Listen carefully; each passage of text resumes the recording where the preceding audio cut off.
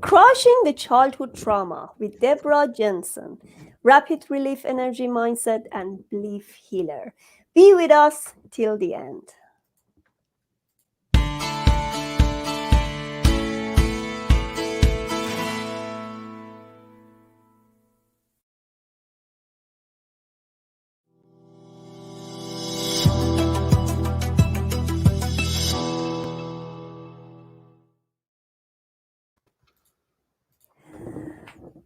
Hi, good afternoon, everyone. Today we started a little bit early because we had this agreement to start earlier, so it's not the regular time we usually start. So what we do, we're gonna talk about the childhood trauma. I know so many of us have this problem, and we can't overcome this. And sometimes we're gonna hide it, but it come with us. It's gonna store in all of our cellular level, and then one day you can't hide it. It come in a surface, and then you just realize that you have to find a way to overcome childhood trauma. Today we have Debera Jensen. She was in my summit, and she's also in my book PTSD Compass. So just want to welcome her and say thanks for being supportive all the time for PTSD Self Healing Show. And in our summit, we didn't have time to go deeply through her story, but today I'm going to talk about this, and especially this very sensitive topic about the childhood trauma. Welcome, Debera. You. It's so nice to be here. Thank you, Pantea. Yeah, tell me about yourself first, and then tell me about your story. Why did you become rapid relief energy healer? Yes. Well, it actually started long ago in my childhood, of course. And I just was a really unhappy child. And I knew that there was something awfully, awfully wrong. Um, but I was raised like everyone else to honor thy father and thy mother. And I thought my mother knew everything. They're supposed to, right? They're supposed to be guiding you. And what I think actually happened was that my father wanted another child, but she did not. And so when I came along, I think I was quite a surprise. And I believe that in hindsight, I think she went into some kind of depression or something. And anyway, my feelings all along uh, through childhood were that she really didn't love me, or maybe didn't even like me. But again, I think she was suffering great depression. And so all through childhood, I felt unlovable and unimportant and worthless and wrong. Um, I think because she wasn't able to deal with this child that came along, she mostly just ignored me. And so I guess most people would call that negligence these days, being neglected. Um, but I had an older sister who, fortunately, was 11 years older. And I think she mostly raised me to the point that I was raised. And so I mostly spent time outside with my animals. I've always loved kitties because they were like my family. And again, I had to suffer and feel the loss for a long time because I really didn't know what was wrong. I thought something was wrong with me. And I thought I must be a really bad child, or something must be horribly wrong, because I saw my mother, she was giving some love to other people, but it wasn't coming my direction. So I know that many people with childhood trauma think that it's them. They are the problem. And so again, I went through many, many years being depressed and re- rejected and angry and feeling unloved. And I I was trying to make up for not feeling loved. And so I thought if I just did enough, my mother would notice me. And so I did what a lot of people do, I think, who have this challenge. I decided I would excel in something, and then she would for sure notice me. And so what I did was someone noticed that I had a voice, and it was a pretty good singing voice, I guess. And so I started singing and singing more and singing more. And then I got some roles, and people seemed to really like my singing. And it seemed like every time I got in some competition, I won it. And I ended up singing professionally.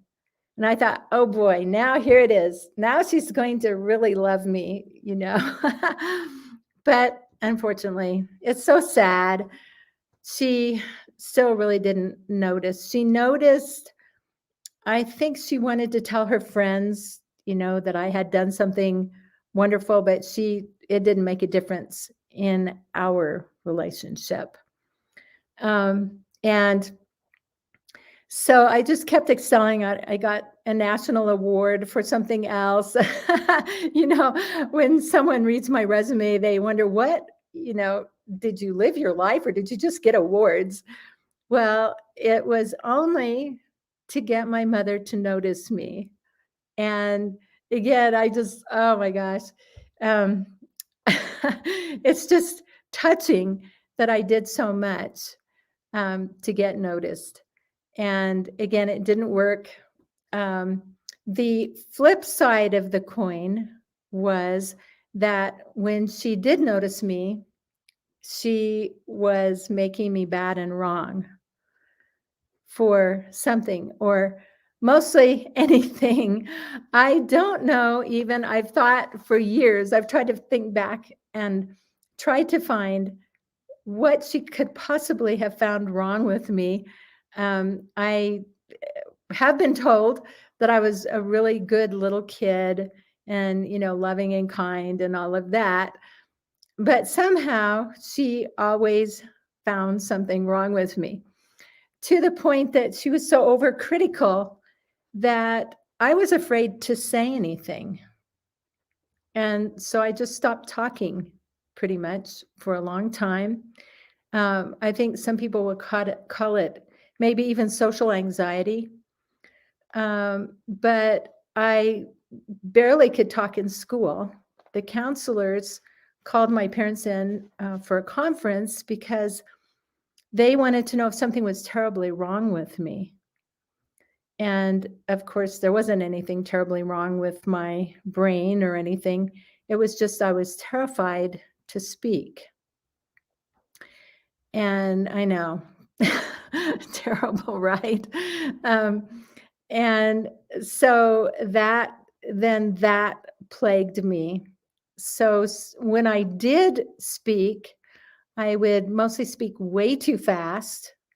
And that was because it kind of held people away from me. And then I didn't really have to connect, um, because that was another big problem. It was very difficult for me to connect with other people at a really deep, you know, intimate level. And so I just did everything I could to have kind of a surface conversation and never really get to anything important.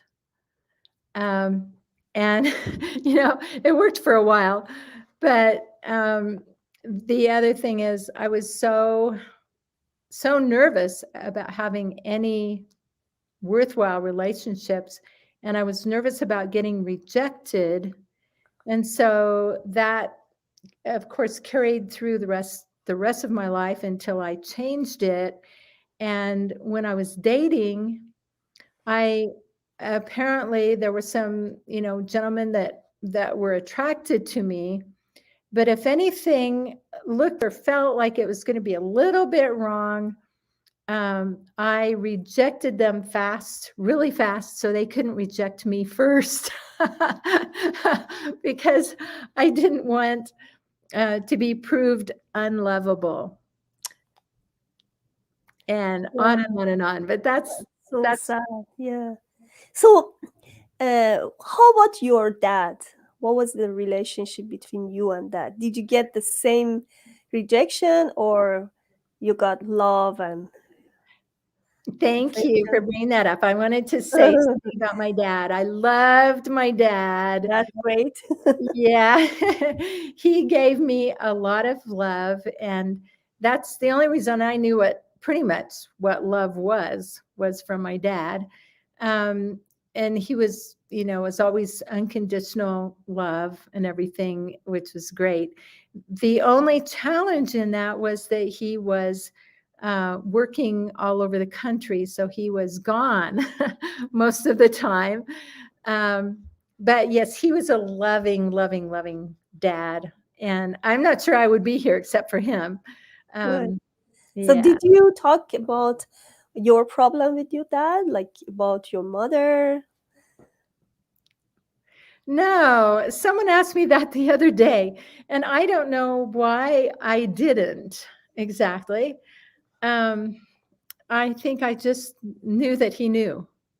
Mm. That's a great lesson because lots of people have the same problem. I've heard so many things from people, especially people who are dealing with some kind of chronic disease, Mhm. because they don't realize they had some childhood trauma, and those childhood trauma affected them. Right. When they don't feel belonging, when they are rejected, when they are abandoned, these kind of things also come with you. And as you said, in your dating life, is going to affect you as well, because you get the same. I mean, you get love from your parents, and they are the first thing that you can encounter. Yeah, I mean, they are the only thing in the beginning you can get. So the family, that warm kind of attention. So yeah, you missed. So when did you realize that you have to change it and it's not your fault, and you have to reframe your brain or change your life? Well, this is also an interesting question. I guess I just, put it on the back burner for a long time, but I was always going to the library and or the bookstore and reading every book that I could possibly read on psychology or self-help or anything I could find.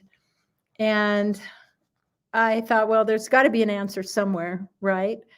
And there must be some reason why I'm so unhappy.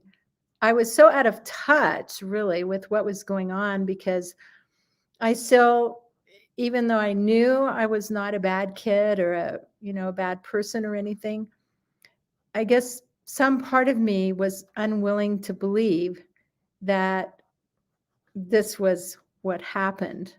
Again, I still loved my mother, loved my father. And some part of me still felt like it was me that was different somehow. But like I said, I was scouring all the books anywhere I could find them, and still very depressed and sad and feeling rejected. And I still couldn't find any answers. And finally, I started taking self-help courses, and you know, in every area that you can imagine, practically. Um, Also, somewhere in there, I also had a major car accident in which I was majorly injured. And so I was also looking for answers for the trauma and everything from that accident, because the doctors had given up on me. And basically, they said my life was over. Well, that was hard to handle. So I was also looking for answers there.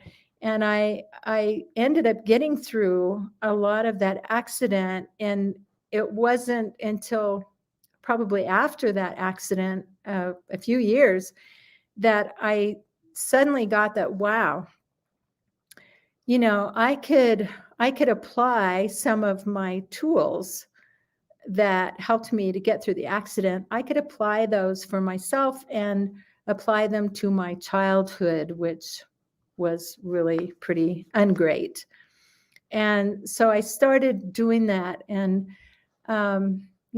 one thing would work a little bit and another thing would work a little bit. And, um, you know, eventually I felt a little bit better and a little bit better, but I didn't have much guidance. And then one day I thought, oh, wow, I could do this. And so I did something which really made a huge difference. And I thought, wow, I'm really onto something here. And it seemed to get rid of a lot of the triggers that, the things that would remind me of my mom and certain circumstances with my mom, which would just send me in, down the rabbit hole usually. So what But was it? not, pardon me. What was the solution exactly? Well, it's a combination of like a lot of things. Um, so I'm not sure that's a short answer to that, but it was um, working with, I've got a name for it. It's called the Childhood Trauma Reset. And I suddenly realized that I had to go back and to some of the words and phrases and so forth that I heard. Like my mother basically must have had a bad day. She actually told me I was worthless one day. And I remembered that phrase. And so I started doing this thing that I do to help release the stress from that phrase, and then to do a few other things. And then I changed my belief about all of that. Because what I found also is that it's not easy to be a parent, right? I mean, it's a wonderful thing, but it's not easy. And everybody has bad days. So, I don't always know what happened, but sometimes it's your perception of what was said or the behavior that you saw or the circumstance, not actually what was said or the circumstance or the behavior. And so I knew that my perception, my new belief was in agreement. I mean, she did say it that day, but I think she had a bad day. And so I changed my belief to one of that I was very valuable. And I changed some other beliefs as well. And so it's this whole process that wrapped up into one kind of one tidy little ball, rewires the whole experience. And again, it seems to take away the triggers. And so when I think of my mom nowadays, um, I mostly just I experience her, but I don't experience all of the depression and the anger and the anxiety and the trauma. It's just, oh, my mom. But it actually affected you very positively because you had to excel to in so many things, right? You had to learn, and so it was not. Yeah, it's bad that you couldn't have that connection, but for your personal development was a great thing. Well, I can see what you're saying, definitely. Yeah. We'll Yeah, say we'll say I have a lot of accomplishments as a yeah, result. yeah. You had, yeah. So, Yeah. what is your recommendation for people who are blaming themselves from childhood trauma? Because this blame gonna accompany you for rest of your life. But what is your recommendation? What is your rapid relief recovery recommendation? Well, I would just say, you know, leave the blame aside. And first of all, what I found over the years is that people who blame actually don't heal, or they don't heal as quickly. And that was really hard for me to learn um, at first. But what I do is I talk to people about taking responsibility.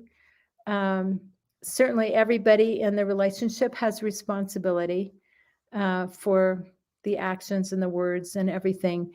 But what I find is taking responsibility really leads to healing. And I'll tell you, this is kind of back to my car accident, but one of the first healers that I went to after my accident told me something that made me really angry, and it was forgive the guy who hit you. Forgive the driver that was at fault.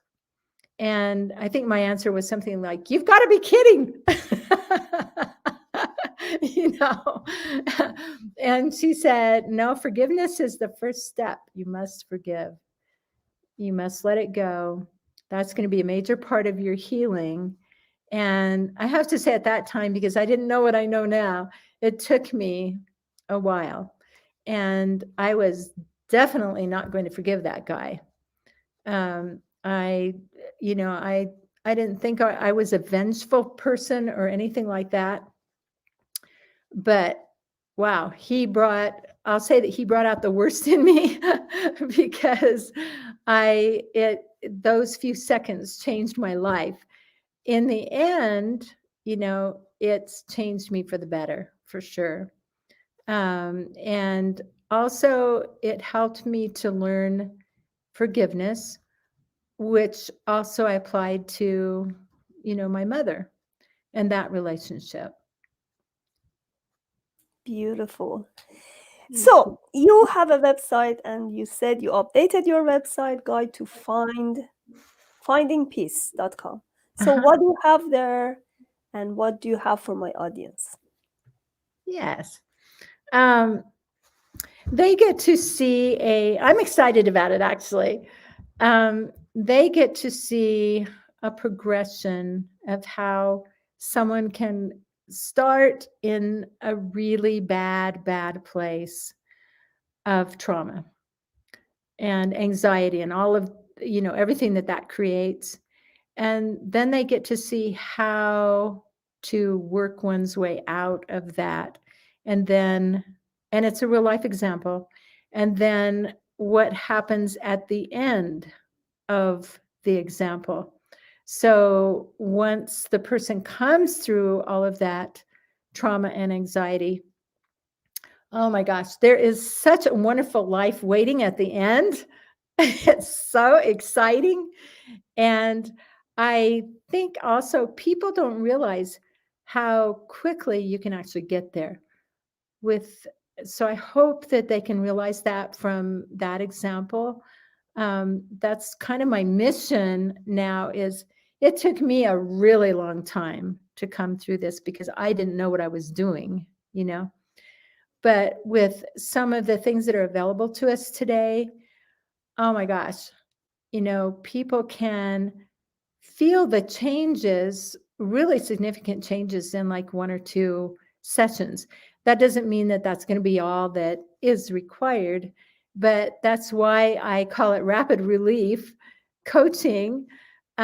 So people know, because I think people used to think, at least, that it took many, many, many, many years or maybe forever to, come through traumas like this. So anyway, to answer, that was kind of a long answer to your question, but Yeah.